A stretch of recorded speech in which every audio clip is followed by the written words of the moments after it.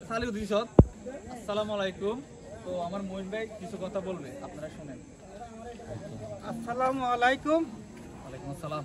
আমাদের এই জামায়াত ইসলাম, আমাদের বিএনপি সরকার এখন দেশের জন্য কিছু করতে পারে নাই, এই জন্য তারা তাড়াতাড়ি ইলেকশন চায়।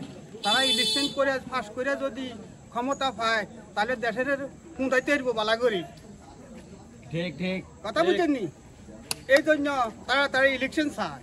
এখন তো দেশের হুন মারতে পারেন না, টিয়া পয়সা সব বস্তা করতে পারেন না, নিজের হেড পুরাইতে পারেন না। এই জন্য খালি ইলেকশন চায়, তাড়াতাড়ি ইলেকশন চায়, খালি ইলেকশন চায়, ইলেকশন চায়। কালকে যে 13 তারিখ ওটা নিয়ে কিছু কইেন। কালকে যে 13 তারিখ আন্দোলন তারা ঢাকা শহর লকডাউন দিছে। আমলিকের নেতা খাতারা ঢাকাতে লকডাউন দেয়, তারাও ইলেকশন চায়। ইলেকশন চাইয়া যায়, তারা যদি ক্ষমতা পায়, এমপি হয়, মন্ত্রী হয়, তারা তাদের পেট ফুরাইতে আসবো।